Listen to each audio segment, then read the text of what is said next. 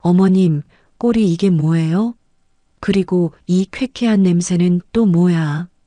저희 친정 식구도 와 있고 창피하니까 어머님은 여기 가서 주무시고 내일 오세요. 추석날 찾은 아들네 집, 며느리는 문 앞에서 내 등을 떠밀더니 10,000원짜리 3장과 여인숙 숙박권을 제 손에 쑤셔 넣었습니다. 하지만 저를 내쫓은 며느리는 꿈에도 몰랐습니다. 낡은 여인숙이 아닌 200억 펜트하우스로 향할 거란 것을. 지금부터 제가 3년간 숨겨온 놀라운 정체와 함께 반전의 서막이 시작됩니다. 구독 버튼을 눌러주시면 매일 가슴을 울리는 실제 사연을 전해드립니다. 안녕하세요. 저는 올해 73이 된 김영숙이라고 합니다. 명절이면 을에 가족들과 오순도순 정을 나누는 게 당연한 거라 생각하잖아요. 그런데 제가 명절날 가족에게 버림을 당해보니 그동안 가족들과의 따뜻한 시간이 특권이었다는 걸 알겠더라고요. 3년간 그 서러움을 가슴에 묻어두고 살다가 이제야 꺼내보는 제 이야기 한번 들어보시겠어요? 추석 당일 아침 저는 장롱 깊숙한 곳에서 10년은 좋게 넘어 보이는 낡은 한복을 꺼내 입었습니다. 빛이 발에 허연 분홍색 저고리에 칙칙한 감색 치마를 입었죠. 거기다 모서리가 다 닳아서 실밥이 터져나온 검은색 손가방까지 들었습니다. 거울 앞에 서니 누가 봐도 영락없는 시골의 가난한 할머니 꼴이었습니다. 아들 민호네 아파트 엘리베이터에 오르니 젊은 부부가 함께 타더군요. 저 초라한 행색을 위아래로 힐끔거리던 부부는 이내 코를 막고 저만치 구석으로 몸을 피했습니다. 어우, 어디서 이렇게 쾌쾌한 냄새가 나지. 여자가 남편에게 속삭이는 소리가 제 귀에도 똑똑히 들렸지만 저는 그저 엷은 미소만 지었습니다. 15층에 도착해 초인종을 누르자 곧 현관문이 열리고 며느리 미진이가 나타났습니다. 어머님 오셨어요? 어머나. 미진이는 제 행색을 보고는 말을 잇지 못한 채 그 자리에 돌처럼 굳어졌습니다. 마치 못 볼 것을 봤다는 듯 저를 위아래로 훑어보더니 대놓고 얼굴을 구기더군요. 바로 그때 거실 안쪽에서 여자의 명랑한 웃음소리가 울려 퍼졌습니다. 미진아, 누구 왔니? 어서 들어오시라 그래. 음식이 다 식겠다. 분명 미진이의 친정엄마 목소리였습니다. 미진이는 화들짝 놀라며 저를 집 안으로 급하게 들이고는 들릴 듯 말 듯한 목소리로 쏘아붙였습니다. 어머님, 세상에 꼴이 이게 뭐예요? 오늘 저희 부모님 오신다고 말씀드렸잖아요. 일부러 이러시는 거예요? 거실로 들어서자 눈이 휘둥그레지는 광경이 펼쳐졌습니다. 미진이 친정 부모님이 머리부터 발끝까지 번쩍이는 명품으로 휘감고 소파에 앉아 계셨습니다. 사돈어른은 명품 로고가 큼지막하게 박힌 티셔츠에 번쩍이는 금목걸이를 걸치셨고 안사돈은 우아한 샤넬 원피스 차림이었죠. 식탁 위에는 호텔 뷔페라도 차린 듯 한우 갈비찜에 전복구이, 심지어 랍스터까지 가득했습니다. 할머니, 그때 8살 손녀 하은이가 저를 발견하고는 맨발로 뛰어나왔습니다. 할머니, 너무 보고 싶었어요. 오늘 우리 집에서 주무시고 가실 거죠? 네. 하은이가 제 품에 와락 안기려는 바로 그 순간 미진이가 번개처럼 달려와 아이의 팔을 낚아챘습니다.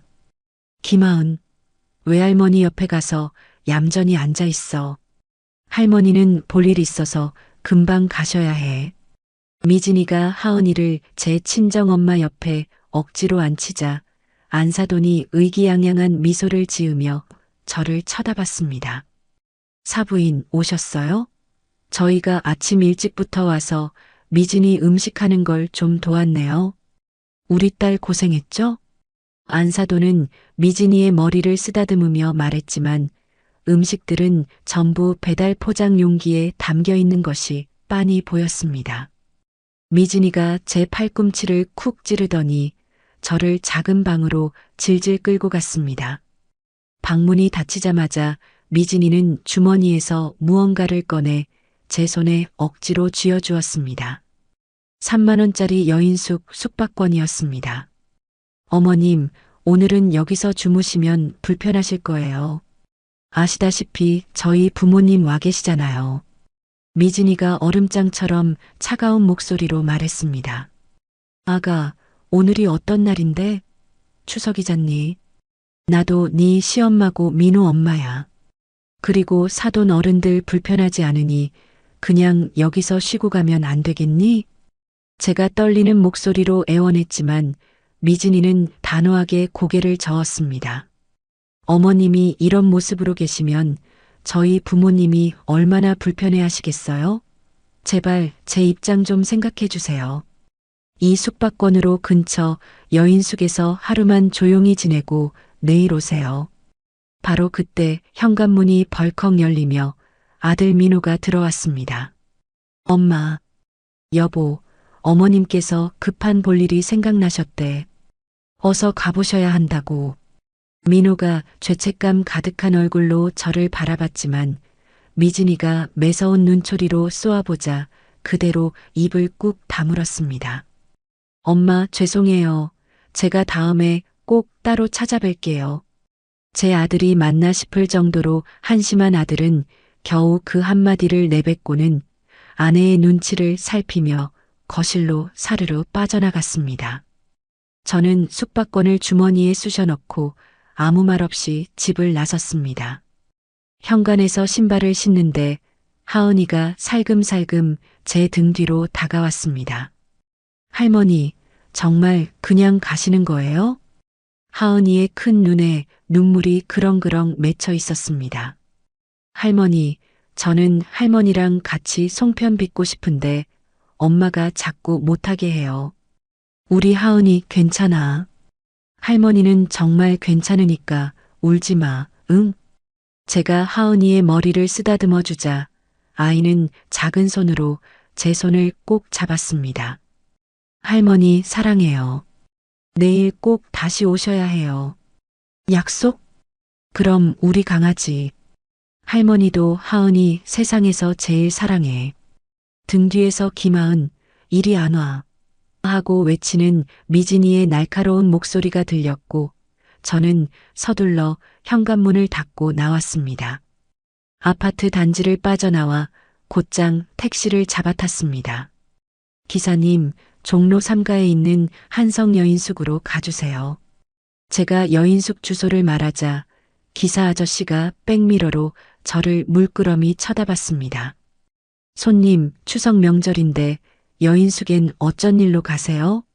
네, 잠깐 들를 데가 있어서요.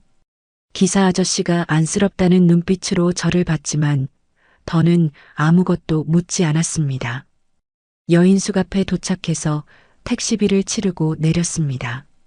저는 택시가 골목 끝으로 완전히 사라지는 것을 확인하고는 발걸음을 돌려 큰 길로 다시 나갔죠. 그리고 보란 듯이 다른 택시를 잡아탔습니다.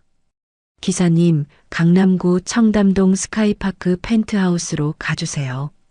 이번 기사님은 목적지를 듣자마자 놀란 표정을 감추지 못했습니다.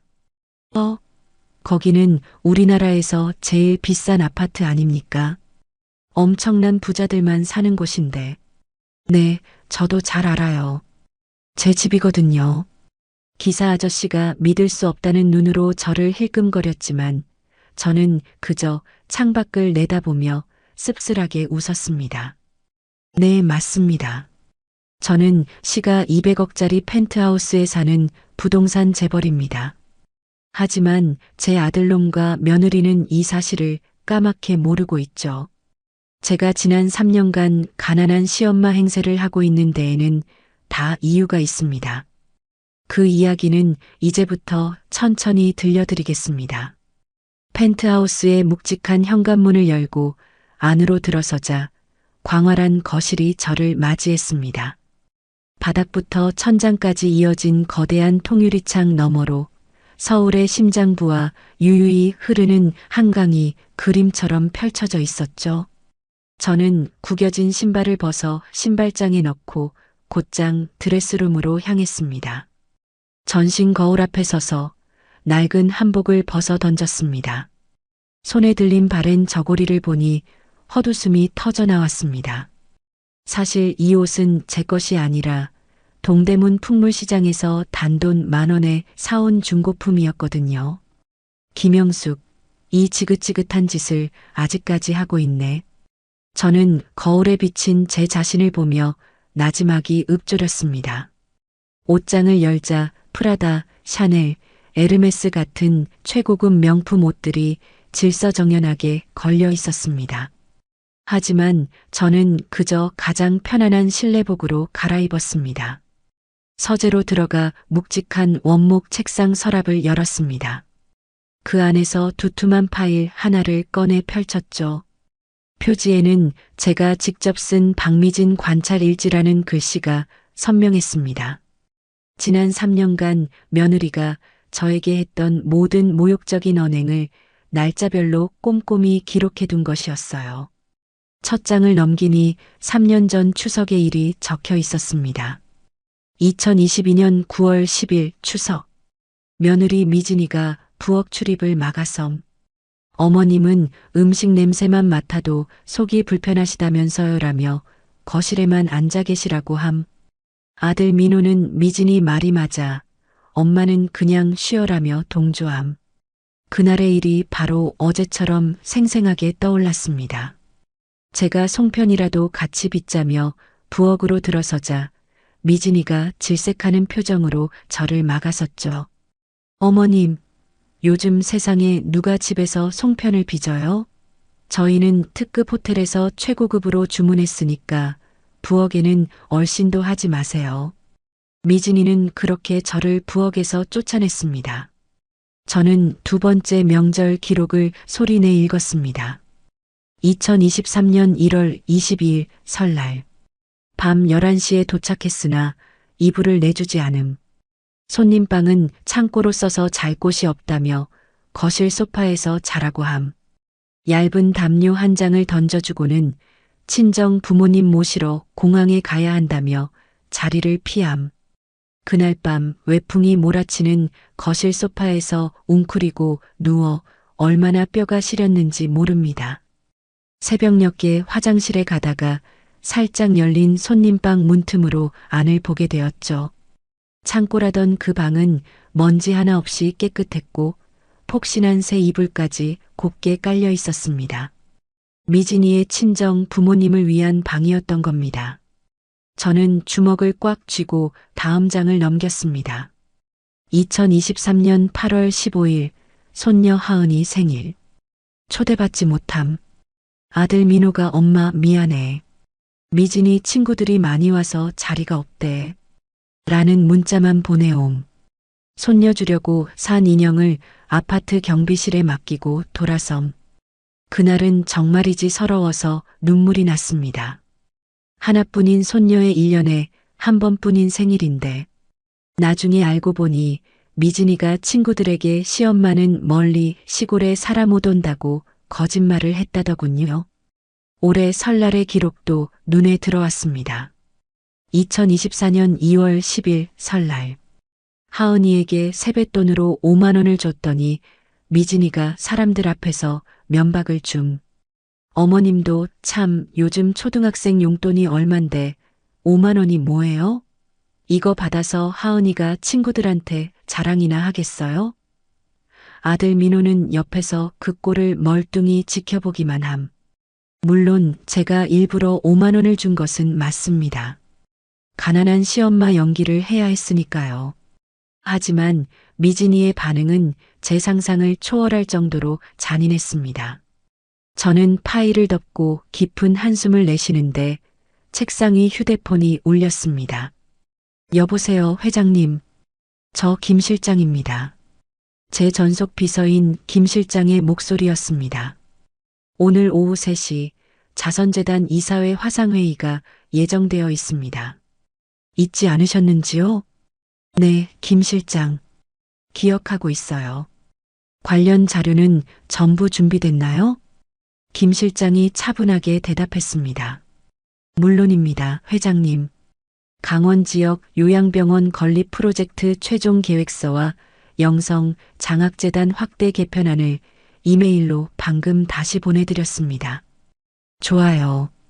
시간에 맞춰 접속하도록 하죠. 전화를 끊고 노트북을 켰습니다. 화면에는 제 이름 석자와 직함이 선명하게 떠 있었습니다. 영성그룹 회장 김영숙. 30년 전 남편이 불의의 교통사고로 세상을 떠났을 때 제게 남은 것은 어린 아들 민호와 작은 전셋집이 전부였습니다. 저는 남편의 보험금과 퇴직금을 종잣돈 삼아 부동산에 뛰어들었습니다. 하늘이 도왔던 건지 제가 사들이는 땅마다 기적처럼 개발 호재가 터졌습니다. 그렇게 사업을 키워 지금은 자산 5천억 원대의 부동산 그룹을 이끄는 회장이 되었죠. 오후 3시 정각 화상회의가 시작됐습니다. 화면에 이사진들의 얼굴이 하나둘 나타났습니다. 회장님, 추석 명절 잘 보내셨습니까? 오늘도 정정해 보이십니다. 상무이사 정윤호가 깍듯하게 인사했습니다. 다들 연휴는 잘 보냈습니까? 바로 회의를 시작하도록 하죠. 제가 말하자 김 실장이 준비된 화면을 공유했습니다. 첫 번째 안건은 강원도 춘천 지역 대형 요양병원 건립 프로젝트입니다. 총 사업비 500억 원이 예상됩니다. 이사들이 꼼꼼히 자료를 검토한 후 만장일치로 안건을 승인했습니다. 두 번째는 영성 장학재단 확대 계획입니다. 현재 연간 100명의 장학생을 300명으로 늘리는 안입니다. 이 안건 역시 무리 없이 통과되었습니다. 그때 저희 그룹의 고문 변호사인 박진호 변호사가 조심스럽게 손을 들었습니다. 회장님, 송구스럽지만 상속 계획 검토는 어떻게 진행되고 있는지요? 박 변호사가 조심스럽게 물었습니다. 아드님 가족과의 관계는 좀 나아지셨습니까? 저는 잠시 침묵했습니다. 아직 결정을 내리지 못했습니다. 조금 더 지켜볼 생각입니다. 박 변호사가 걱정스러운 표정을 지었습니다. 회장님, 아드님께서 회장님의 재산을 전혀 모르는 것은 위험천만한 일입니다. 며느님이 시엄마를 그렇게 푸대접하는데 만약 진실을 알게 된다면 알고 있습니다. 하지만 엄마로서 마지막 기회를 한 번 더 주고 싶은 겁니다. 제가 단호하게 말하자 박 변호사는 더 이상 묻지 않았습니다. 회의가 끝난 후 저는 주방으로 가 홀로 추석상을 차렸습니다. 따뜻한 전복죽과 나물 몇 가지, 그리고 제가 가장 좋아하는 송편을 조금 올렸죠. 텅 빈 식탁에 홀로 앉아 있으니 서글픈 마음이 밀려왔습니다. 30년 전 그날이 떠올랐습니다. 남편의 장례식장에서 8살배기 민호가 제 옷자락을 붙들고 울부짖었죠. 엄마, 아빠 어디 갔어? 아빠 보고 싶단 말이야. 저는 그 어린 것을 혼자 키우기 위해 정말이지 억척같이 살았습니다. 새벽에 나가 밤늦게 들어오며 부동산 공부를 하고 전국 팔도를 발품 팔며 돌아다녔죠. 그렇게 피땀으로 재산을 불렸지만 민호에게는 철저히 숨겼습니다. 어린 나이에 큰 돈을 알게 되면 아이가 엇나갈까봐 두려웠기 때문입니다. 저는 아들이 평범한 회사원으로 살아가길 바랐고 제 모든 것은 민호가 결혼한 후에 물려줄 생각이었습니다. 그런데 미진이를 처음 만난 날부터 무언가 불안했습니다. 미진이의 눈빛에서 사람을 위아래로 훑으며 계산하는 빛을 봤거든요. 그래서 시험해 보기로 한 겁니다. 가난한 시엄마 행세를 하며 그 아이의 본 모습을 보기로 말이죠.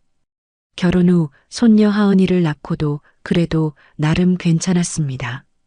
하지만 해가 지날수록 제 예상보다 아주 훨씬 최악이었습니다. 밤 10시가 넘어 휴대폰이 조용히 울렸습니다. 손녀 하은이가 보낸 문자 메시지였습니다. 할머니, 보고 싶어요. 할머니는 왜 우리 집에 같이 못 살아요? 엄마가 할머니를 싫어해서 그래요? 나는 할머니가 세상에서 제일 좋은데. 순간 눈물이 핑 돌았습니다. 답장을 보내주고 싶었지만 꾹 참았습니다. 미진이가 하은이의 휴대폰을 검사한다는 것을 알고 있었기 때문입니다. 저는 휴대폰을 내려놓고 창밖을 바라봤습니다. 보석처럼 반짝이는 서울의 야경이 눈에 들어왔죠. 이 모든 것을 가졌는데 이게 다 무슨 소용인가 싶었습니다. 가장 소중한 가족과 함께하지 못한다면 말입니다. 민호야, 이 엄마가 마지막으로 딱 한 번만 더 널 믿고 기다려볼게. 저는 어둠을 향해 홀로 중얼거렸습니다. 만약 이번에도 내가 달라지지 않는다면 그때는 정말 모든 게 끝이야. 추석이 지나고 꼭 일주일이 흐른 뒤 적막하던 펜트하우스에 초인종이 울렸습니다. 인터폰 화면을 확인하니 처음 보는 젊은 여자가 단정한 정장 차림으로 서 있었습니다. 여자의 손에는 명함이 들려 있었죠. 실례지만 누구신지요? 제가 인터폰으로 물었습니다. 안녕하세요. 경제일보 부동산팀 정하영 기자라고 합니다. 영성그룹 김영숙 회장님 되시죠? 순간 심장이 쿵하고 바닥으로 떨어지는 것 같았습니다.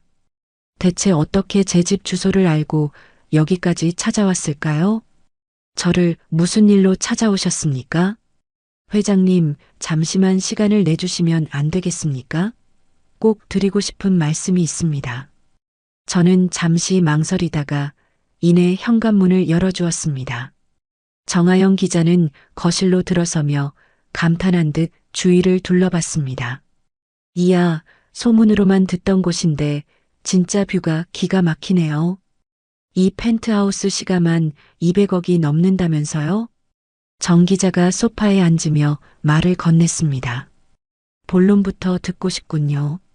어떻게 제 집을 알아내신 겁니까? 제가 묻자 정 기자는 태블릿 PC를 꺼내 들었습니다.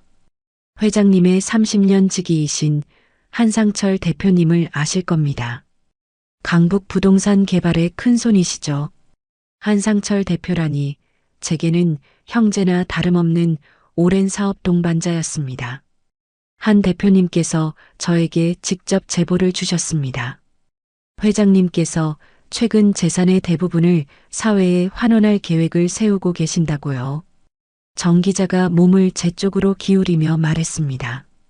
회장님, 저는 존경받는 자산가, 왜 가족에게 정체를 숨겼나라는 주제로 심층 기획 기사를 준비 중입니다.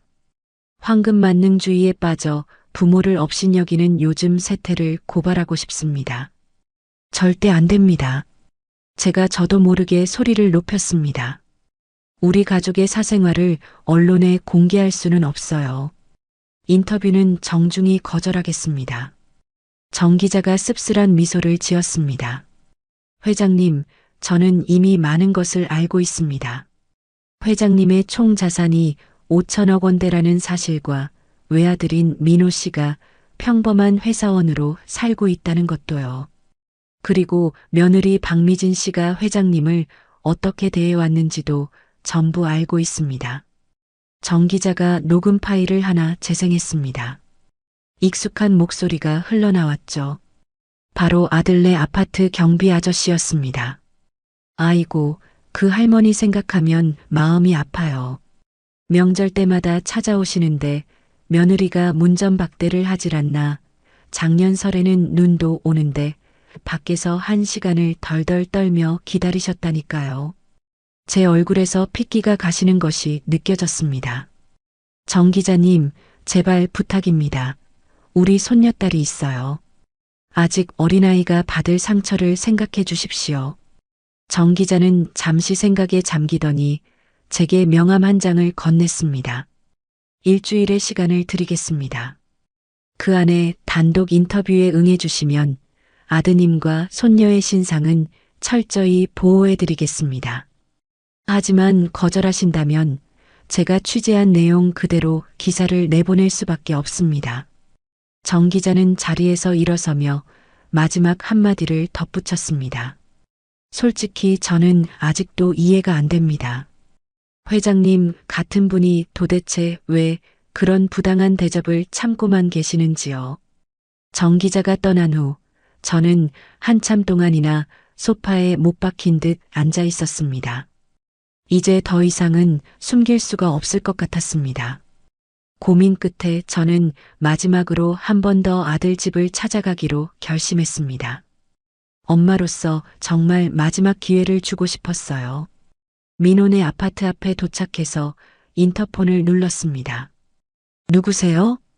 미진이의 싸늘한 목소리가 들려왔습니다. 나다, 미진아. 잠깐이면 되니 문 좀 열어주겠니? 어머님, 지금 오시면 어떡해요?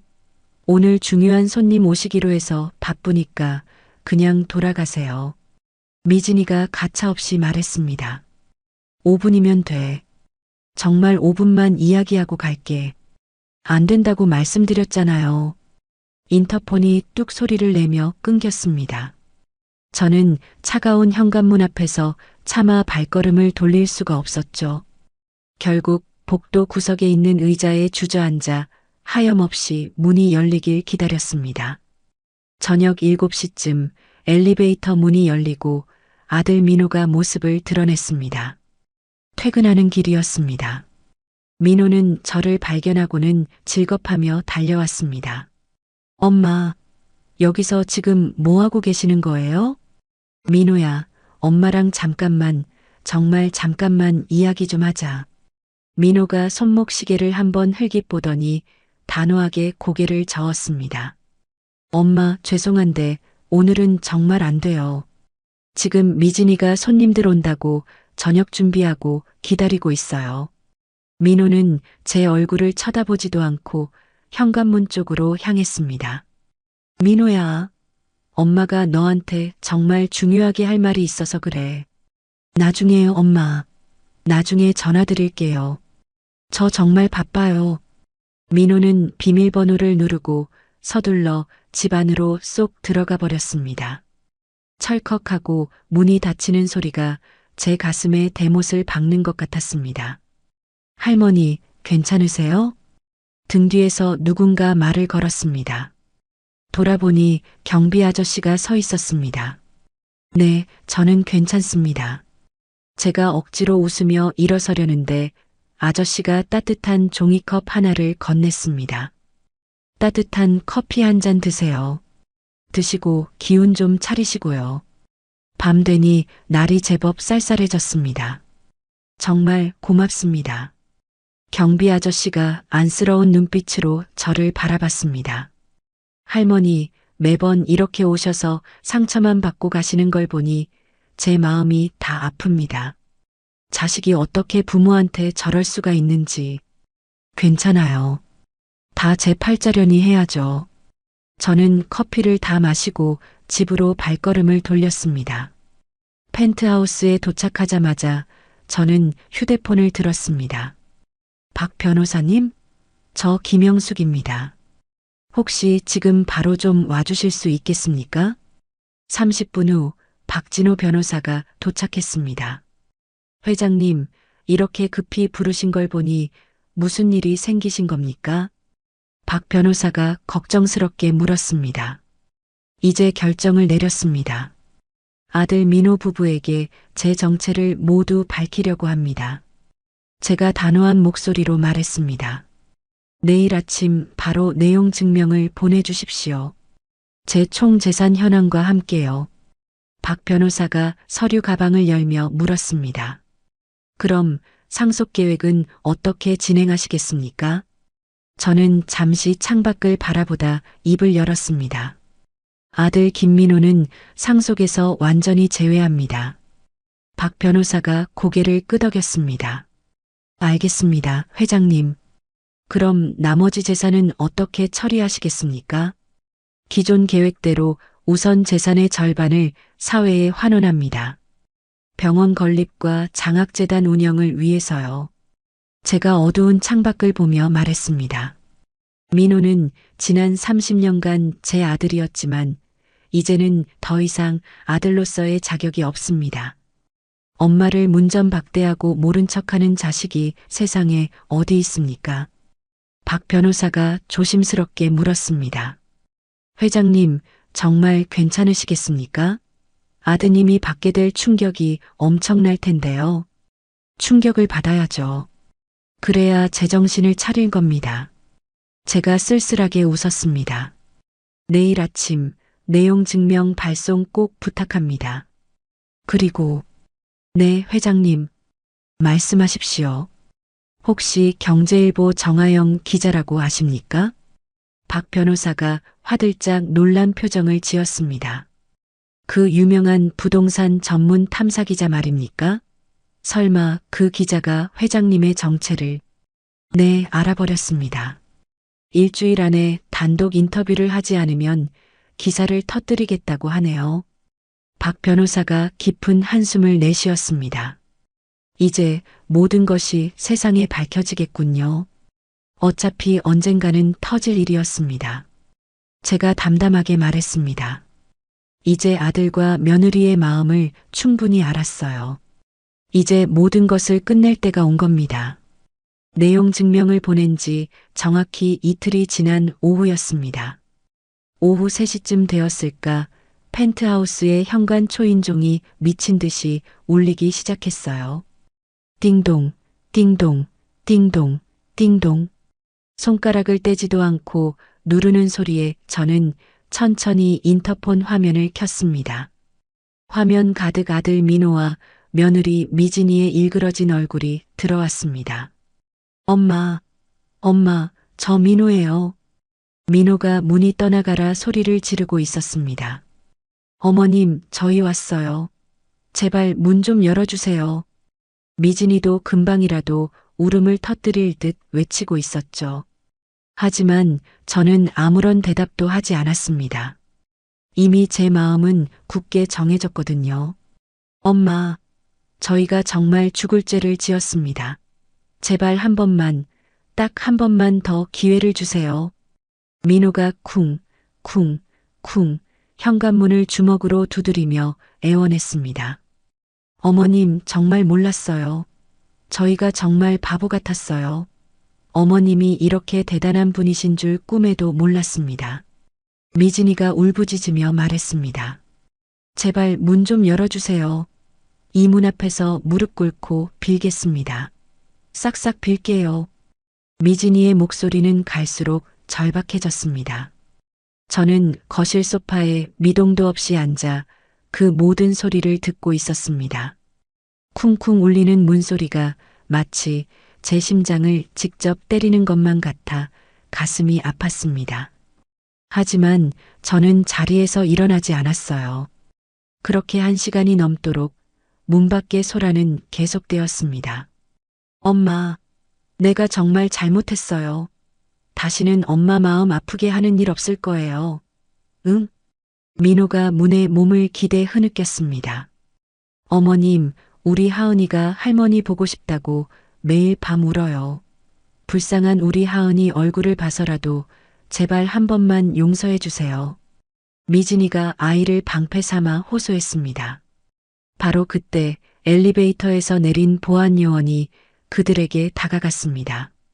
죄송합니다만 다른 입주민들께서 소란스럽다고 불편을 호소하고 계십니다. 조용히 해주시겠습니까? 보안 요원이 정중하지만 단호한 목소리로 말했습니다. 아, 정말 죄송합니다. 저희가 엄마를 뵈러 왔는데 이야기를 좀 하려다 보니 민호가 무척 당황하며 변명했습니다. 집주인께서 면회를 원치 않으신다고 분명히 전달받았습니다. 오늘은 이만 돌아가시는 게 좋겠습니다. 보안 요원이 조금의 물러섬도 없이 말했습니다. 제발요. 저희 정말 중요한 일이란 말이에요. 미진이가 보안 요원의 팔에 매달렸습니다. 안 됩니다. 정해진 규정이니 협조해 주십시오. 보안 요원은 두 사람을 엘리베이터 쪽으로 정중히 안내했습니다. 엄마, 저희 내일 꼭 다시 올게요. 그때는 제발 만나주세요. 민호가 엘리베이터 문이 닫히는 순간까지 절규하듯 외쳤습니다. 복도가 다시 쥐 죽은 듯 조용해졌습니다. 저는 CCTV 모니터로 그 모든 장면을 빠짐없이 지켜봤습니다. 순간 마음이 약해지려는 것을 꾹 눌러 참았습니다. 그날 밤 저는 오랜 언니 동생 사이인 윤미 언니를 만나기로 했습니다. 강남의 조용한 찻집에서 만났죠. 영수가 며칠 사이에 얼굴이 왜 이렇게 상했어? 윤미 언니가 저를 보자마자 걱정스럽게 말했습니다. 언니, 나 정말 너무 힘들어. 저는 그 한마디에 그동안 참아왔던 눈물이 터져 나올 것 같았습니다. 그래, 대체 무슨 일이 있었는지 언니한테 다 털어놔봐. 윤미 언니가 제 손을 따뜻하게 잡아주었습니다. 저는 추석날의 굴욕부터 시작해서 며느리 미진이가 제게 저질렀던 온갖 모욕적인 일들을 모두 털어놓았습니다. 여인숙 쿠폰 이야기며 부엌에는 얼씬도 못하게 했던 일, 차가운 거실 소파에 담요 한 장 던져주고 내쫓았던 일까지 전부요. 세상에, 세상에, 어쩜 그런 일이 다 있었니? 윤미 언니가 기가 막힌다는 듯 혀를 찼습니다. 언니도 비슷한 경험 있었지? 저는 윤미 언니를 바라보며 물었습니다. 말이라고 하니 우리 둘째 며느리도 똑같았어. 내가 가진 상가 건물이며 땅이 좀 있다는 걸 알고 나서는 하루아침에 태도가 180도 달라지더라. 윤미 언니가 쓴웃음을 지었습니다. 언니는 그럴 때 어떻게 했어? 저는 정말 궁금했습니다. 처음에는 나도 너처럼 배신감에 잠도 못 자고 화만 났지. 그래서 아주 냉정하게 선을 그었어. 하지만 손주 녀석들은 다르더라고. 윤미 언니가 차를 한 모금 마시며 말했습니다. 손주들은 어떻게 했어? 그 어린 것들이 무슨 죄가 있겠어. 부모가 잘못했다고 해서 눈에 넣어도 안 아플래 새끼들까지 버릴 수는 없는 일이잖아. 윤미 언니가 제 눈을 똑바로 보며 말했습니다. 영수가 자식이라고 해서 무조건 용서하고 다 받아줄 필요는 없어. 하지만 네 손녀 하은이는 다르지 않니? 윤미 언니의 말이 제 가슴 한가운데에 와서 박혔습니다. 하은이가 제일 마음에 걸려요. 못된 부모 밑에서 마음고생만 하고. 저는 깊은 한숨을 내쉬었습니다. 그 아이를 위해서라도 문을 완전히 닫아 걸지는 마. 분명 다른 방법이 있을 거야. 윤미 언니가 제 어깨를 다독이며 조언해 주었습니다. 다음 날 오후 저는 집에서 조용히 쉬고 있었습니다. 그런데 로비에서 인터폰이 걸려왔습니다. 여사님, 초등학생으로 보이는 여자아이가 로비에서 여사님을 뵙고 싶다며 기다리고 있습니다. 경비원의 목소리였습니다. 제 심장이 다시 뛰기 시작했습니다. 분명 하은이었습니다. 네, 제가 지금 바로 내려가겠습니다. 저는 허둥지둥 엘리베이터에 몸을 실었습니다. 로비로 내려가니 우리 하은이가 커다란 책가방을 맨 채 소파에 홀로 앉아 있었습니다. 하은아. 저는 한달음에 달려가 하은이를 품에 와락 안았습니다. 할머니. 하은이가 제 목을 끌어안고 엉엉 울기 시작했습니다. 우리 하은이 어떻게 여기까지 혼자 왔어? 엄마 아빠는 알고 계셔? 저는 하은이의 머리를 쓰다듬으며 물었습니다. 아니요, 몰래 도망쳐 나왔어요. 엄마랑 아빠가 매일매일 싸워요. 엄마는 밤마다 할머니 때문에 우리 집 망했다고 울고. 하은이가 눈물을 꾹 참으며 말했습니다. 할머니, 엄마랑 아빠가 잘못한 거 저도 알아요. 그런데 할머니가 진짜 부자인지는 저한테 하나도 안 중요해요. 하은이가 제 손을 작은 손으로 꼭 잡으며 말했습니다. 하은아. 저는 목이 메어 아무 말도 할 수가 없었습니다. 할머니, 이거 받으세요. 하은이가 책가방에서 꼬깃꼬깃한 편지 봉투 하나를 꺼냈습니다. 편지를 열어보니 하은이의 삐뚤빼뚤한 글씨가 눈에 들어왔습니다. 사랑하는 할머니께, 할머니는 세상에서 제일 좋은 우리 할머니예요. 엄마 아빠가 아무리 잘못했어도 할머니가 저를 버리지는 마세요. 사랑해요. 하은 올림. 편지를 읽는 순간 제 눈에서 뜨거운 눈물이 걷잡을 수 없이 쏟아졌습니다. 우리 하은이, 이 할머니가 세상 끝까지 가더라도 너를 어떻게 버리겠니? 우리 하은이가 할머니한테는 세상에서 제일 소중한 보물인데. 저는 하은이를 부서져라 끌어안았습니다. 할머니, 그럼 저 할머니 집에 가도 돼요? 하은이가 기대에 찬 눈으로 저를 올려다봤습니다. 그럼 당연하지. 어서 가자. 우리 강아지 할머니 집에. 저는 하은이의 손을 잡고 엘리베이터에 올랐습니다. 집에 들어온 하은이는 펜트하우스의 모습에 입을 다물지 못했습니다. 우와, 할머니 집 정말 크고 예쁘다. 하은이가 신기한 듯 눈을 동그랗게 뜨고 말했습니다. 우리 하은이 배고프지? 할머니가 세상에서 제일 맛있는 거 해줄게. 저는 부엌으로 가 하은이가 가장 좋아하는 김치볶음밥을 뚝딱 만들었습니다. 할머니, 진짜 맛있어요. 우리 엄마가 해준 것보다 100배는 더 맛있어요. 하은이가 오물오물 맛있게 먹는 모습을 보니 얼어붙었던 제 마음이 따뜻하게 녹아내리는 것 같았습니다. 하은아, 할머니가 우리 하은이한테 약속 하나 할게. 저는 하은이를 마주보고 앉아 말했습니다. 무슨 약속이요? 하은이가 눈을 반짝이며 물었습니다. 우리 하은이가 지금처럼 착하고 건강하게 자라서 남을 도울 줄 아는 좋은 어른이 되면 할머니가 하은이를 위해 아주 특별한 선물을 줄 거야. 저는 하은이의 머리를 부드럽게 쓰다듬으며 말했습니다. 그날 밤 하은이를 집에 데려다 주고 돌아온 후 저는 곧장 박진호 변호사에게 전화를 걸었습니다. 박 변호사님, 손녀 하은이를 위한 조건부 신탁을 바로 진행하고 싶습니다. 제 결심은 더욱 확고해졌습니다. 네, 여사님. 구체적인 조건은 어떻게 하시겠습니까? 박진호 변호사가 물었습니다.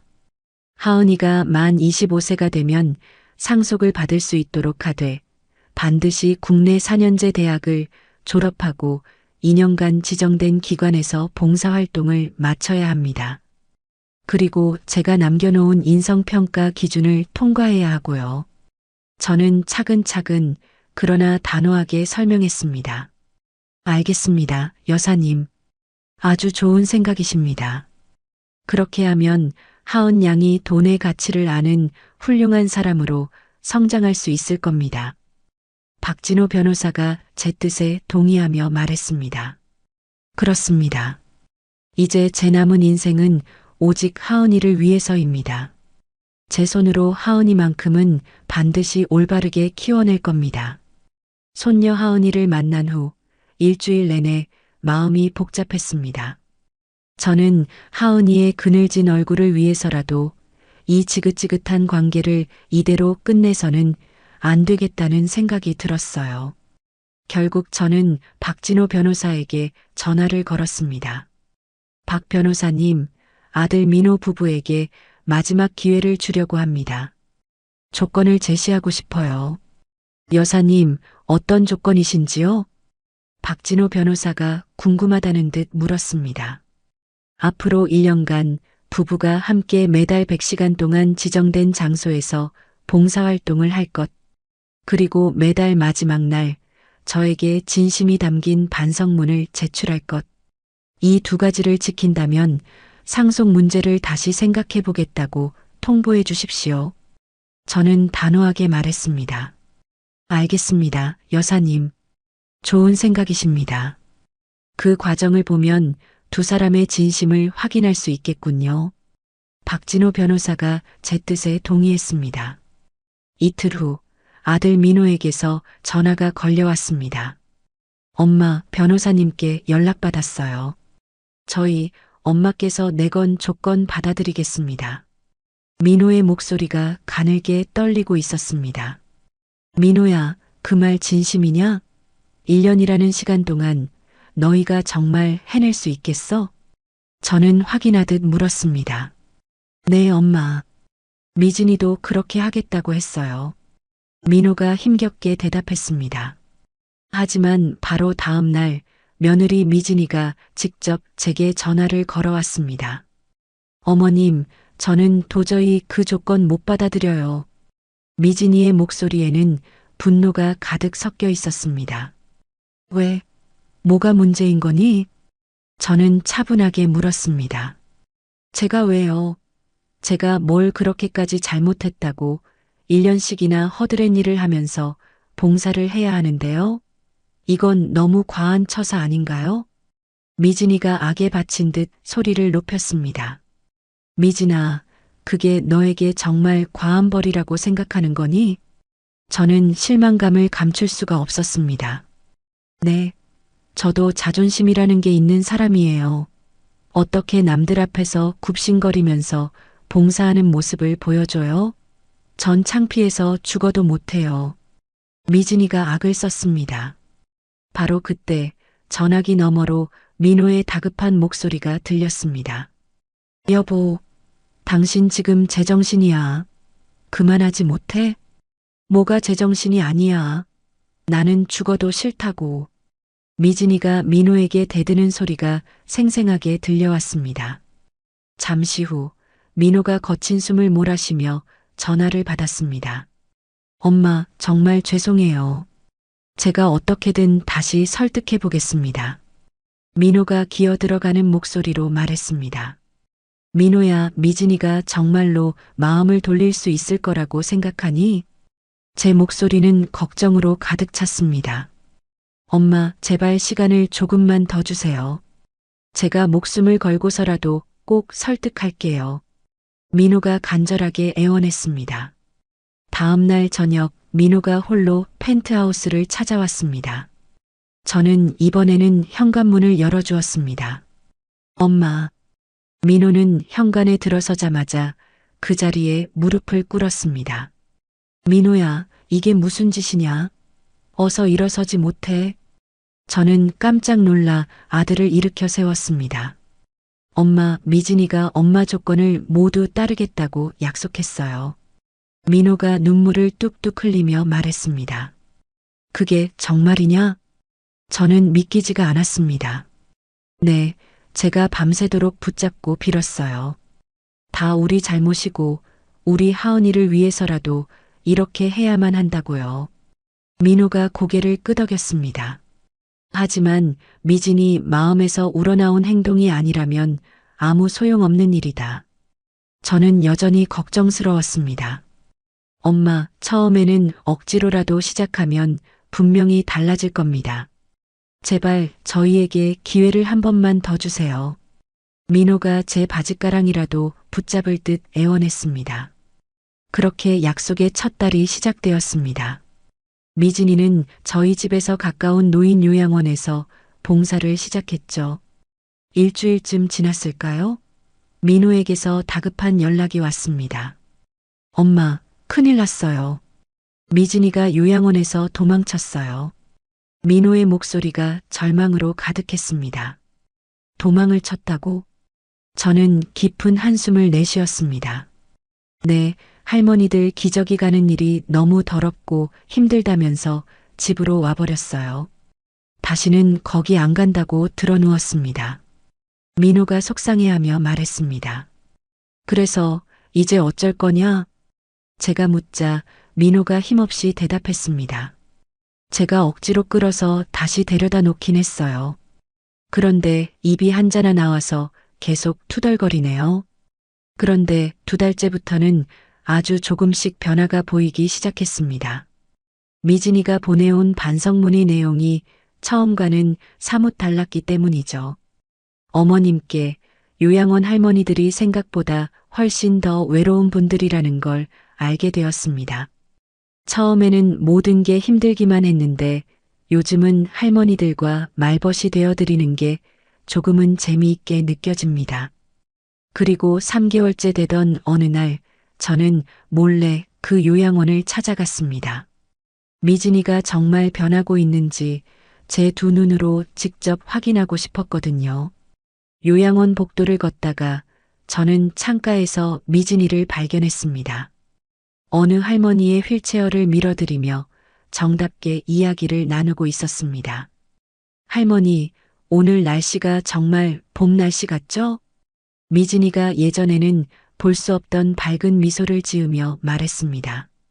그럼 우리 미진이 덕분에 내 마음에도 봄이 왔지. 요즘은 하루하루가 즐거워. 할머니가 미진이의 손을 주름진 손으로 꼭 잡으며 대답했습니다. 할머니, 제가 진짜 할머니 며느리 같아요? 미진이가 장난스럽게 물었습니다. 그럼 내 친딸보다도 나한테는 내가 100배 1000배는 더 예뻐. 할머니가 미진이를 보며 환하게 웃었습니다. 바로 그 순간 미진이의 눈에서 투명한 눈물 한 방울이 뚝 떨어졌습니다. 할머니, 건강하게 오래오래 사세요. 제가 옆에서 잘 돌봐드릴게요. 미진이가 할머니를 가만히 안아드리며 말했습니다. 저는 그 모습을 멀리서 지켜보며 저도 모르게 가슴이 뭉클해졌습니다. 미진이가 정말로 아주 조금씩 변하고 있는 것 같았습니다. 한편 민호는 장애인 복지관에서 아이들을 돌보는 봉사를 시작했습니다. 주말이면 하은이의 손을 잡고 함께 복지관에 갔죠.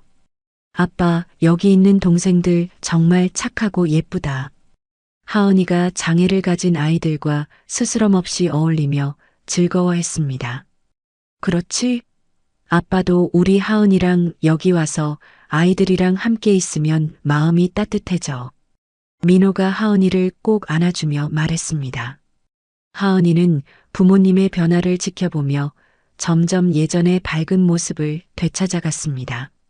주말마다 저희 집에 와서 시간을 보내면서도 얼굴에 웃음꽃이 피었죠. 할머니, 우리 엄마 아빠가 요즘 진짜 많이 달라졌어요. 하은이가 제 손을 잡고 말했습니다. 어떻게 달라졌는데 우리 강아지? 제가 궁금해서 물었습니다.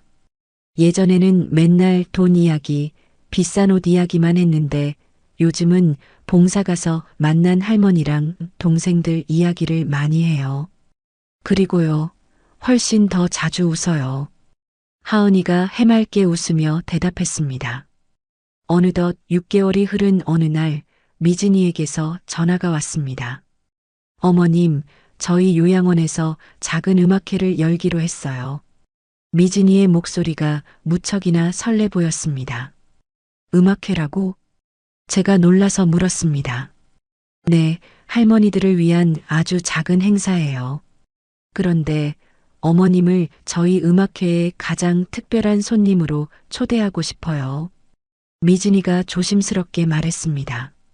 내가 거길 가도 괜찮겠니? 저는 순간 망설였습니다. 어머님, 제발 꼭 와주세요. 어머님께 꼭 보여드리고 싶은 제 모습이 있어요. 미진이가 간절하게 부탁했습니다. 음악회가 열리는 날, 저는 요양원 강당으로 향했습니다. 할머니들께서 저마다 예쁜 옷을 차려입고 자리에 앉아 계셨죠. 어머님, 이렇게 와주셔서 정말 감사해요. 미진이가 저를 발견하고 달려와 제 손을 잡았습니다. 그래, 미진아. 내가 이 음악회를 전부 준비한 거니? 저는 감동한 목소리로 말했습니다. 네, 할머니들께서 너무나 좋아하세요. 미진이가 환하게 웃었습니다.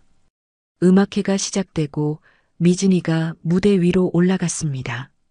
피아노 앞에 앉은 미진이는 마이크를 잡고 할머니들을 바라보며 말했습니다. 할머니들, 오늘 이 자리에는 저에게 아주 귀한 분이 와주셨습니다. 바로 저희 시어머님이세요. 미진이가 객석에 앉은 저를 가리키며 말했습니다. 할머니들이 모두 저를 돌아보며 따뜻한 박수를 쳐주었습니다. 어머님, 정말 죄송했습니다. 이제야 제가 지난 세월 동안 얼마나 어리석고 못된 며느리였는지 뼈저리게 깨닫게 되었습니다. 미진이가 마이크를 든 채 무대 위에서 제게 공개적으로 사과했습니다. 저는 이곳 할머니들을 돌보면서 돈보다 더 소중한 것이 무엇인지, 진짜 가족의 의미가 무엇인지 비로소 알게 되었습니다. 어머님, 앞으로는 정말 좋은 며느리가 되겠습니다. 미진이의 목소리가 감정에 젖어 떨리고 있었습니다. 그러더니 미진이는 피아노를 연주하기 시작했습니다. 귀에 익은 엄마의 마음이었습니다. 아름다운 피아노 선율을 들으며 저도 모르게 눈물이 흘러내렸습니다. 지난 3년간 제 마음을 단단하게 감싸고 있던 얼음벽이 조금씩, 아주 조금씩 무너져 내리는 것 같았습니다. 음악회가 끝나고 미진이가 제게 다가왔습니다. 어머님, 그동안 엄마께 못되게 굴었던 저를 제발 용서해 주세요. 미진이가 제 앞에서 깊이 고개를 숙였습니다. 미진아. 저는 말없이 미진이의 손을 잡아주었습니다. 어머님, 앞으로는 정말 달라진 모습만 보여드릴게요. 미진이가 눈물을 뚝뚝 흘리며 말했습니다. 그날 밤 저는 아주 오랜만에 가슴속 깊은 곳에서부터 따뜻한 온기가 피어오르는 것을 느꼈습니다. 아이들의 봉사활동이 8개월째에 접어들던 어느 날 오후였습니다.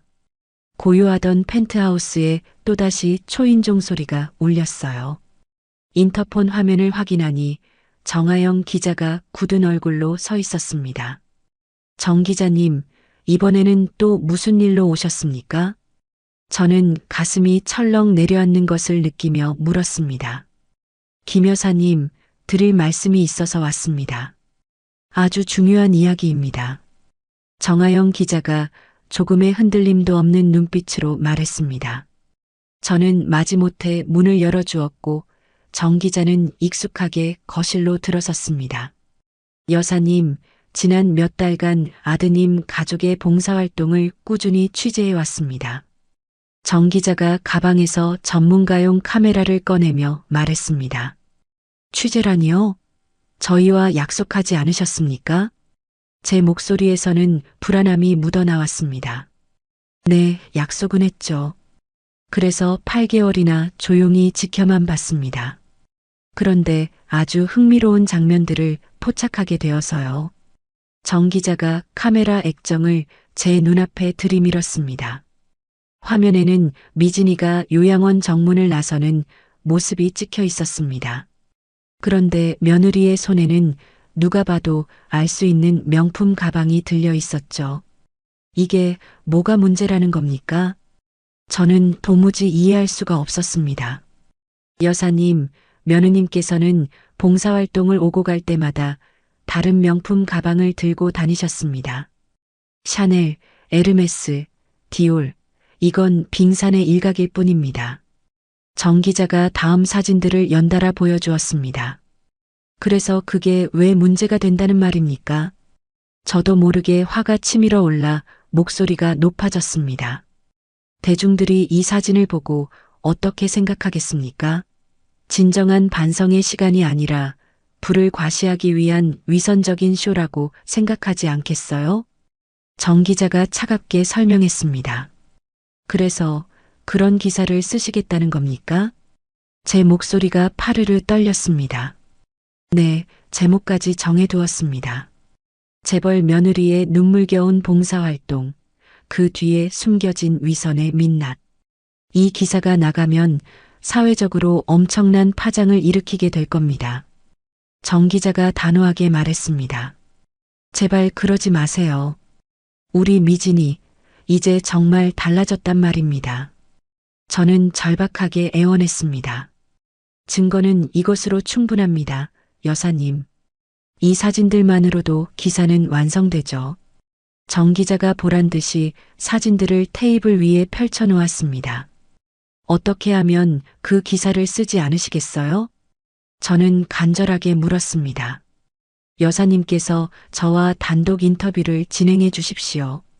여사님의 진솔한 인생 이야기를 세상에 들려주신다면 가족을 비난하는 자극적인 기사는 쓰지 않겠습니다. 정 기자가 드디어 본색을 드러냈습니다. 인터뷰에 응하면 정말로 우리 가족을 지켜주시는 겁니까? 저는 마지막으로 확인했습니다.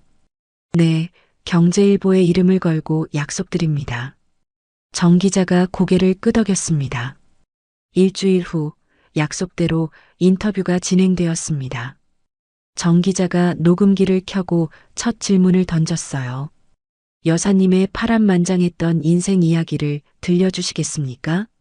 30년 전 남편을 먼저 하늘로 보내고 홀로 아들을 키우며 악착같이 살았습니다. 부동산 투자에 뛰어들어 밤낮을 잊고 일하며 재산을 모았죠.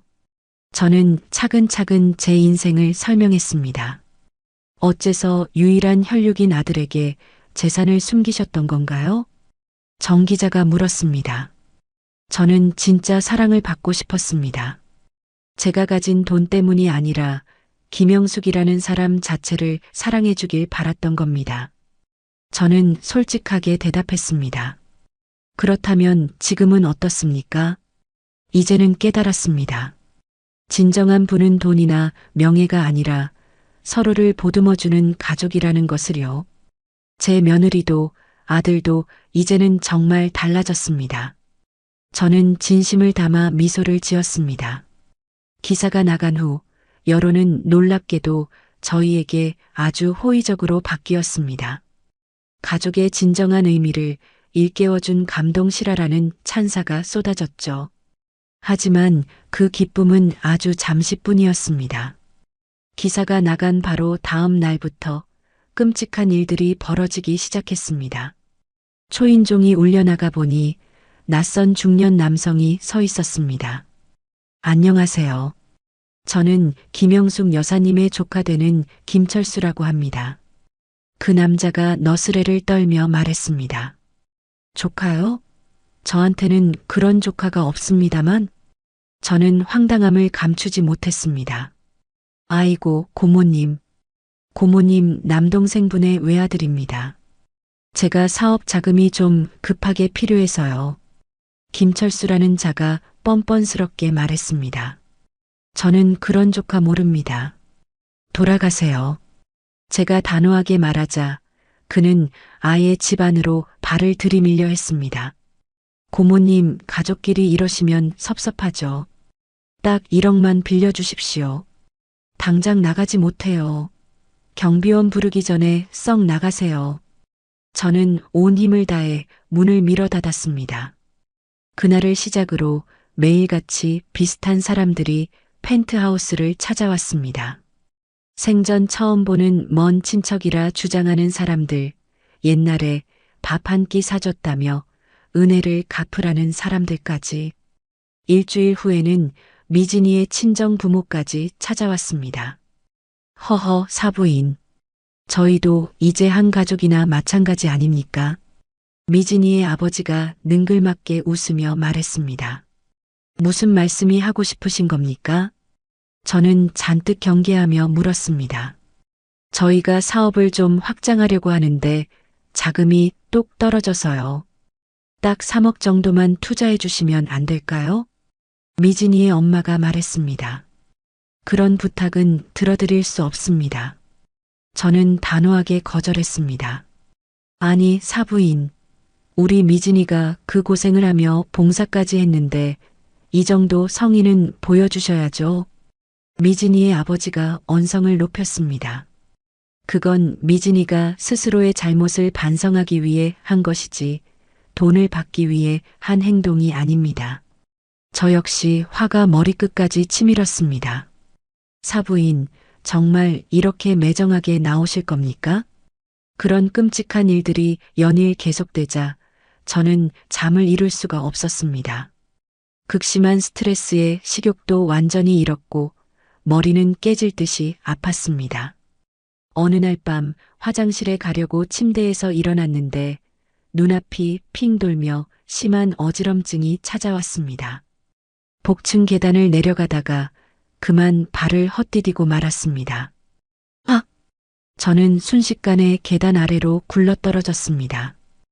허리에 칼로 찌르는 듯한 극심한 통증이 느껴졌습니다.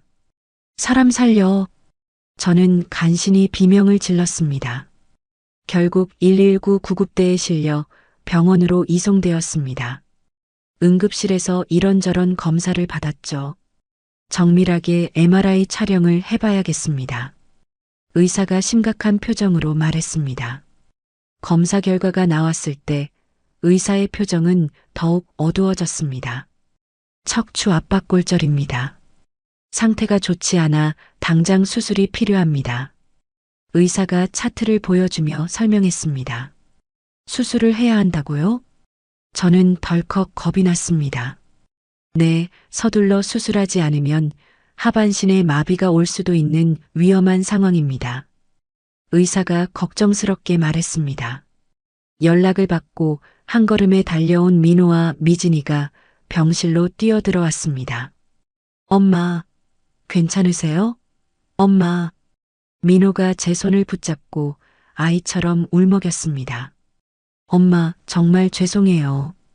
다 저희 때문에 저희가 못나서 이런 일이 생긴 거예요. 미진이도 눈물을 펑펑 쏟으며 사과했습니다. 괜찮다, 다 괜찮아. 저는 오히려 그 아이들을 위로했습니다.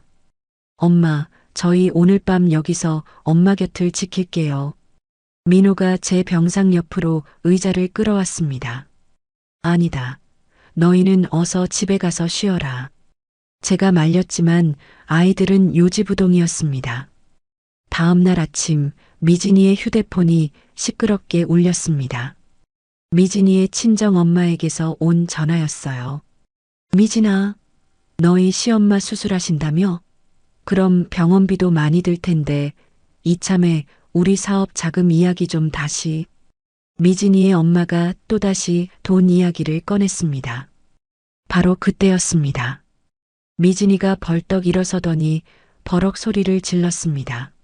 엄마, 제발 좀 그만해. 엄마가 지금 수술을 앞두고 누워 계시는데 어떻게 그런 말을 입에 담을 수가 있어. 미진이의 목소리가 병실 전체에 서리발처럼 울려 퍼졌습니다. 아니, 미진아. 엄마가 뭘 잘못했다고 소리를 지르고. 앞으로는 엄마를 조금도 괴롭히지 마. 그리고 2번 다시 우리한테 돈 이야기 꺼내지 마. 미진이가 단호하게 선을 그었습니다. 미진아, 너 지금 엄마한테. 엄마, 나 이제 끊어.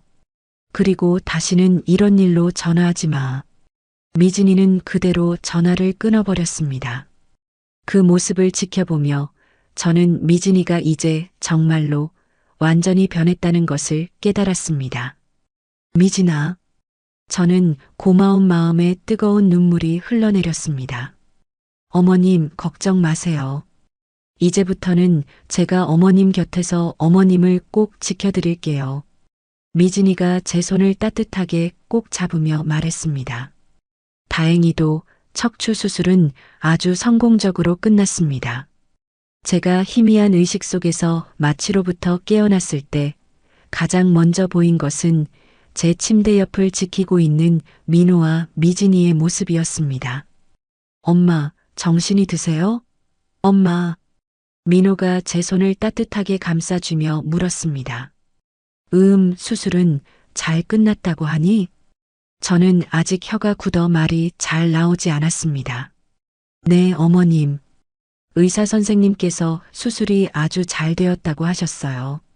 미진이가 금방이라도 눈물을 쏟을 듯한 얼굴로 안도하며 대답했습니다. 그래, 참으로 다행이구나. 저는 그제야 마음이 놓였습니다. 병원에서 회복하는 2주 동안 민호와 미진이는 단 하루도 빠짐없이 제 곁을 지켰습니다. 민호는 낮에 회사에 다녀와서는 밤새 제 옆에서 뜬 눈으로 밤을 새웠고 미진이는 하루 종일 병실에 머물며 저를 간호했죠. 미진아, 너도 집에 가서 좀 쉬어야지. 이렇게 매일 병원에만 붙어 있으면 어떡하니? 저는 수척해진 며느리의 얼굴이 안쓰러웠습니다. 아니에요, 어머님. 어머님을 이 병실에 홀로 두고 제가 어떻게 마음 편히 잠을 자겠어요. 미진이는 고개를 저으며 말했습니다. 병원 밥은 입에 안 맞으실 것 같아서 어머님 좋아하시는 전복죽을 집에서 푹 끓여왔어요. 미진이가 보온 도시락을 열어 따뜻한 죽을 내밀었습니다. 세상에 이렇게까지 할 것 없는데 저는 미안한 마음에 어쩔 줄을 몰랐습니다.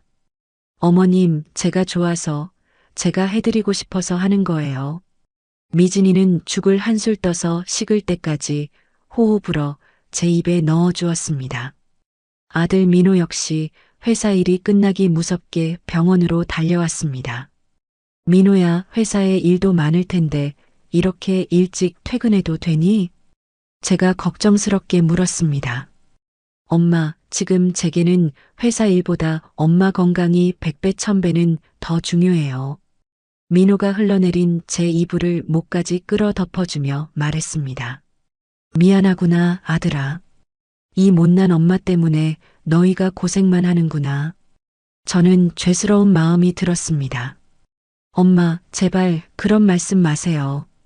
저희가 엄마께 지은 죄에 비하면 이건 아무것도 아니에요. 민호가 눈시울을 붉히며 대답했습니다. 2주 후 무사히 퇴원을 했지만 꾸준한 재활치료가 필요했습니다. 다행히 집으로 물리치료사 선생님이 직접 와서 운동을 도와주셨죠. 어느 날 저녁 저는 온 가족을 거실로 불러 모았습니다. 물론 우리 예쁜 손녀 하은이까지 함께였습니다. 얘들아, 우리 가족의 앞날에 대해 다 같이 진지하게 이야기를 좀 해보자꾸나. 저는 모두를 찬찬히 둘러보며 말했습니다. 네, 엄마. 저희가 아직도 부족한 점이 많아요. 고쳐야 할 점이 있다면 말씀해 주세요.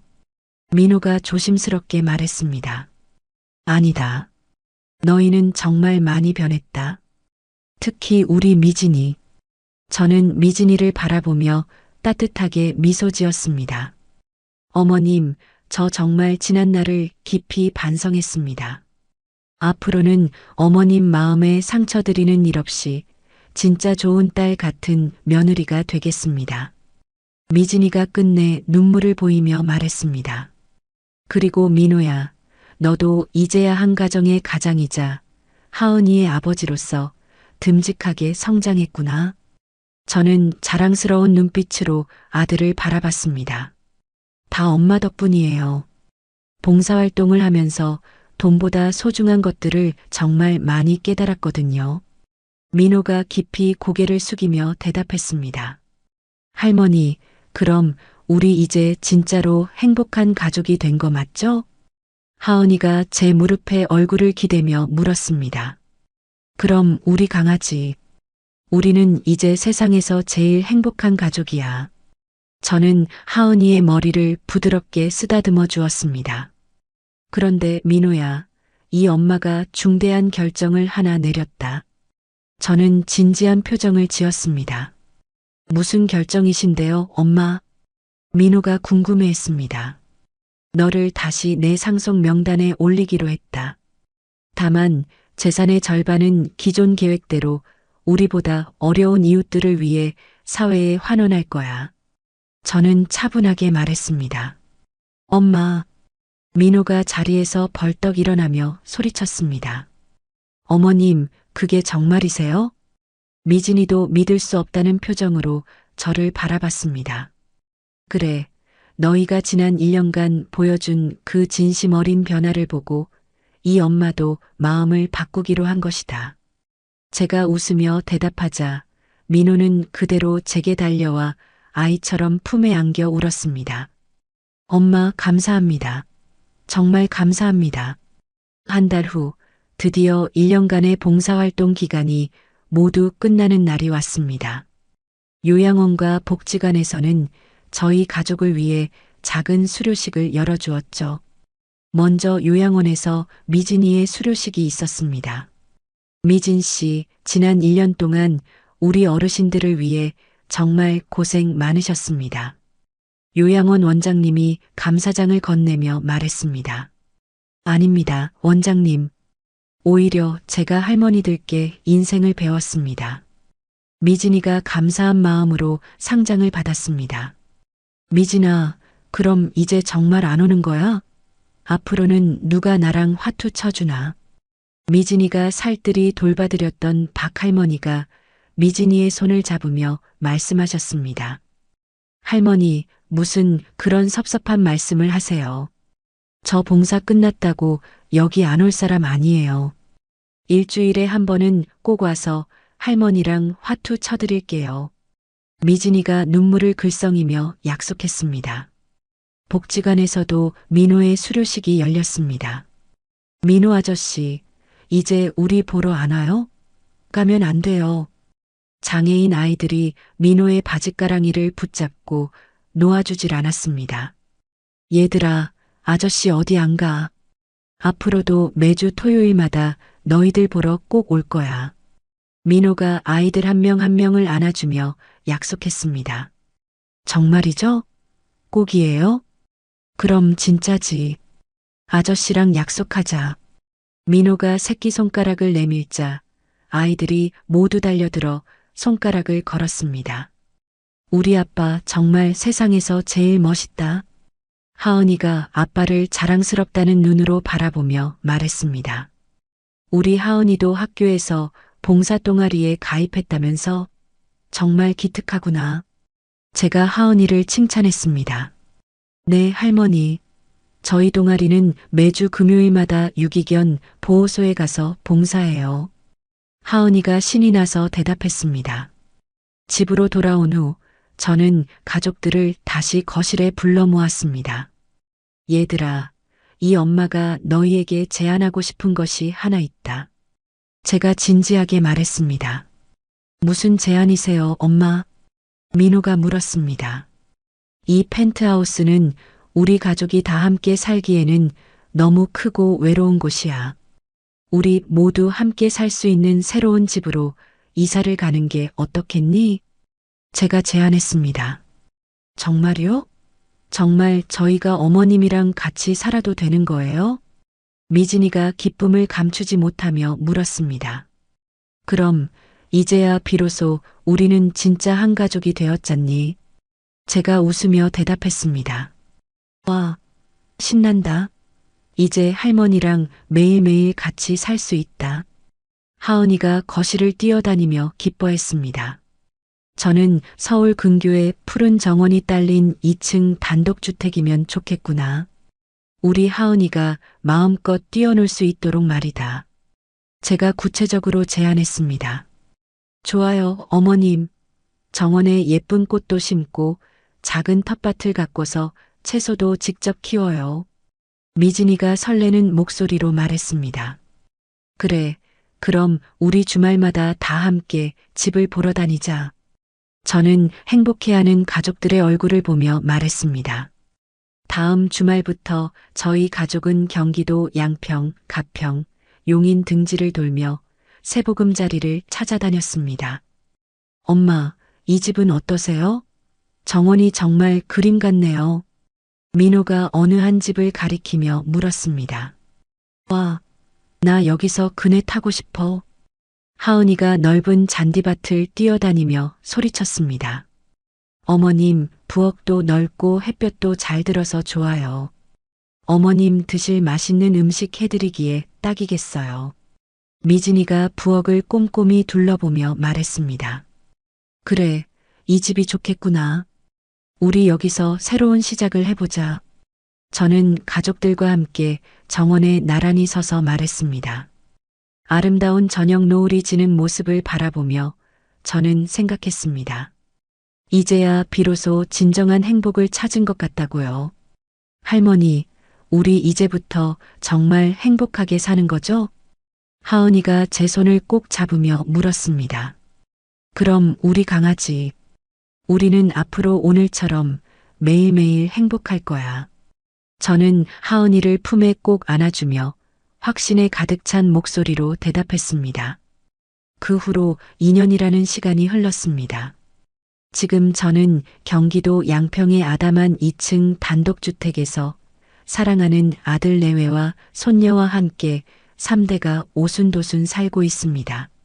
아침에 눈을 뜨면 정원으로 나가 밤새 이슬을 머금은 꽃들에게 물을 주는 것이 저의 소중한 일상이 되었답니다. 어머님, 아침 진지 드세요.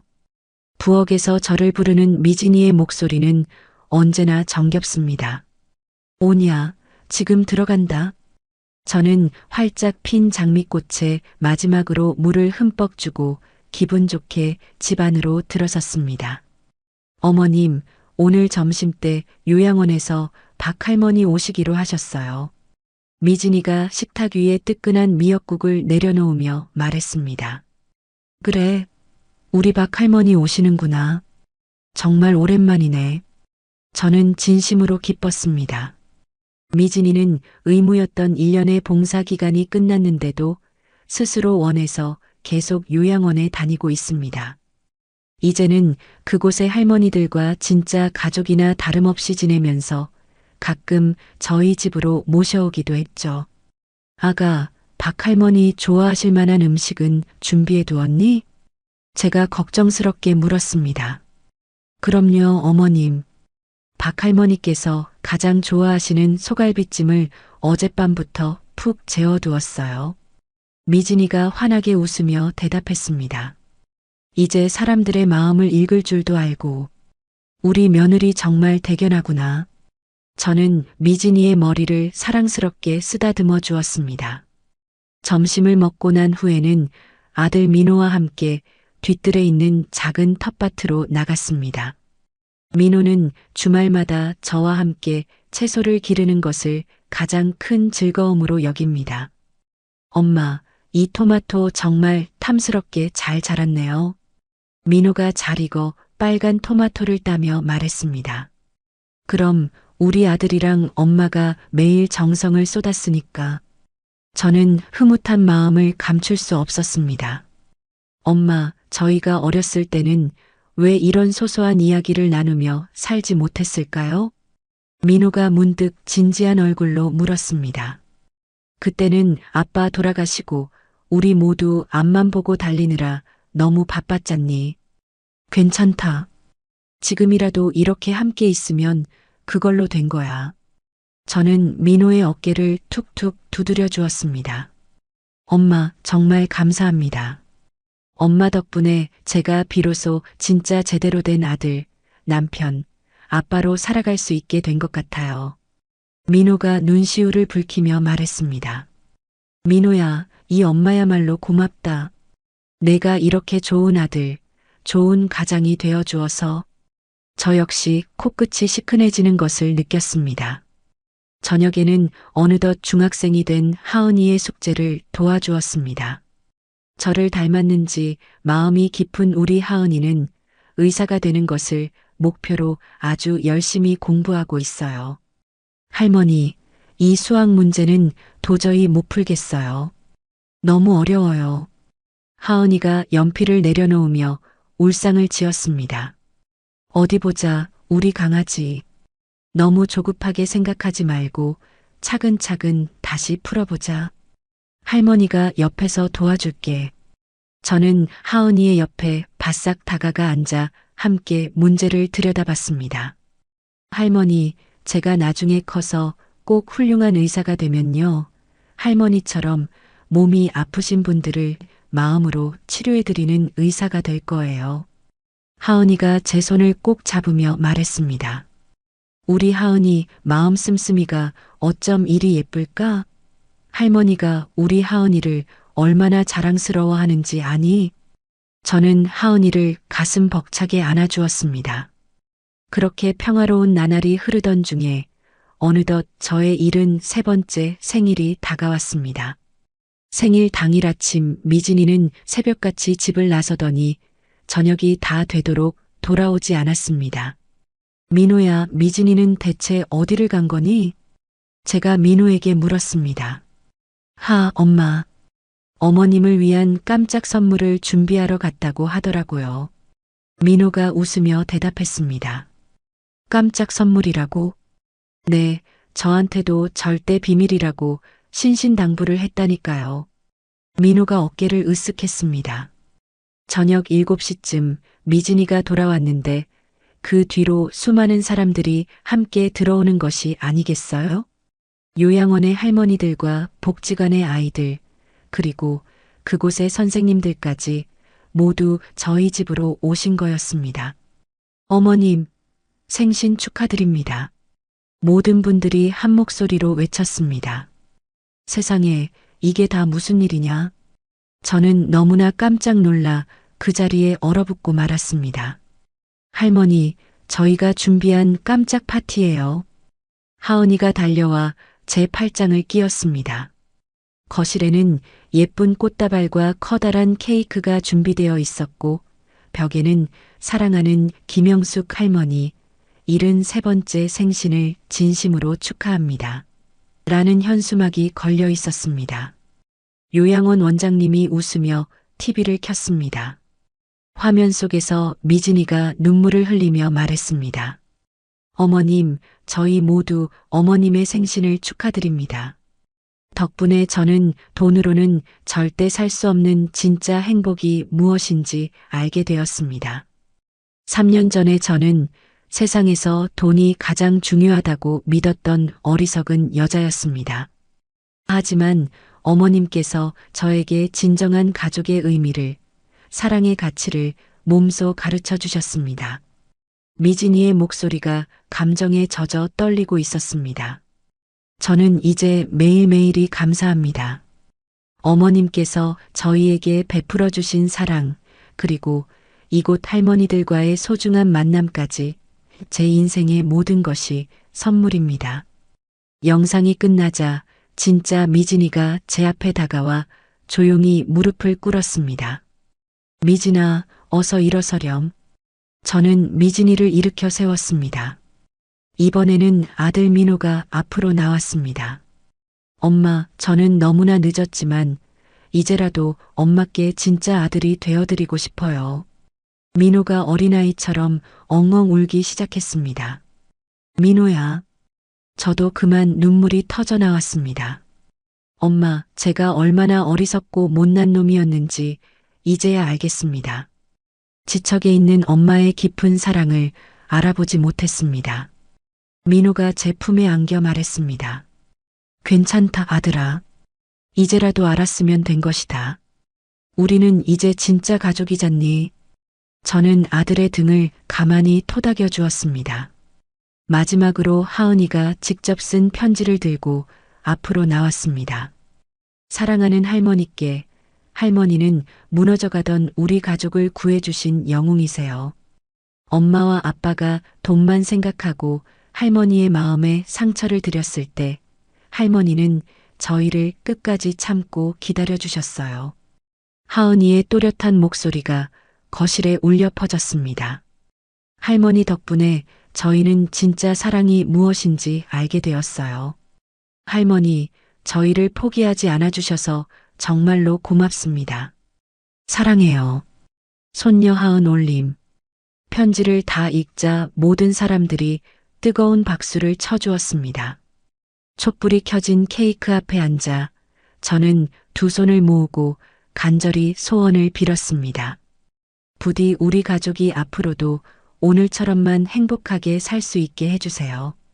파티가 끝나고 손님들이 모두 집으로 돌아가신 후 저는 조용히 정원으로 나갔습니다. 마당의 벚나무 아래에 걸어둔 저희 가족 사진을 바라봤습니다. 지난 봄 온 가족이 함께 찍은 사진이었죠. 사진 속에 우리는 모두 세상 가장 행복한 얼굴로 환하게 웃고 있었습니다. 어머님, 여기 계셨네요. 밤바람이 차요. 감기 걸리면 안 돼요. 들어가시죠. 미진이가 담요를 가져와 제 어깨에 덮어주었습니다. 미진아, 고맙다. 오늘 너희 덕분에 내 생애 가장 행복한 생일을 보내게 됐어. 저는 미진이의 손을 잡았습니다. 저희야말로 감사드려요, 어머님. 저희를 이렇게 다른 사람으로 만들어주셔서요. 미진이가 제 옆에 조용히 앉았습니다. 민호와 하은이도 어느새 다가와 저희 옆에 나란히 앉았습니다. 벚나무 아래 나란히 앉아 밤하늘의 별을 보며 저는 생각했습니다. 200억이라는 돈도 물론 중요하지만 지금 이 순간이야말로 제 인생의 진짜 재산이라는 것을요. 돈으로는 결코 살 수 없는 것들, 가족의 따뜻한 사랑과 웃음소리, 서로를 위하고 걱정하는 그 마음. 이런 것들이야말로 세상 그 무엇과도 바꿀 수 없는 진정한 부였습니다. 얘들아, 모두 사랑한다. 저는 세 사람을 힘껏 안아주며 말했습니다. 저희도 어머님을 세상에서 가장 사랑해요. 할머니가 최고예요. 엄마, 정말 감사합니다. 그렇게 저희 네 식구는 별이 가득한 하늘 아래에서 서로를 오랫동안 꼭 안고 있었습니다. 이제 저는 확신할 수 있습니다. 우리 가족은 앞으로 영원히 행복할 것이라고요. 세상의 모든 분들도 돈보다 소중한 진정한 가족의 의미를 깨닫고 행복하게 살아가셨으면 좋겠습니다. 여러분, 제 긴 이야기를 끝까지 들어주셔서 진심으로 감사합니다. 처음에는 가족에게 받은 상처 때문에 너무 아팠어요. 평생 아껴온 사랑을 무시당하고 돈으로만 평가받는다고 생각했을 때는 정말 절망스러웠습니다. 하지만 지금 되돌아보니 그 아픔이 있었기에 우리 가족이 진짜 소중한 것이 무엇인지 깨달을 수 있었던 것 같아요. 돈이 많아도 가족의 사랑 없이는 진정한 행복을 느낄 수 없더라고요. 반대로 서로를 진심으로 아끼고 사랑하면 작은 일상도 큰 기쁨이 되더라고요. 미진이와 민호가 변한 모습을 보면서 사람은 언제든 변할 수 있다는 희망을 얻었습니다. 혹시 저처럼 가족 때문에 상처받고 계신 분이 계시다면 포기하지 마세요. 사랑으로 기다리고 올바른 길을 제시해주면 언젠가는 마음이 통하는 날이 올 거예요. 진정한 부는 돈이 아니라 서로를 아끼는 마음이니까요. 이야기를 끝까지 들어주신 분이 계시다면 잘 들었다고 댓글 하나만 남겨주세요. 감사합니다.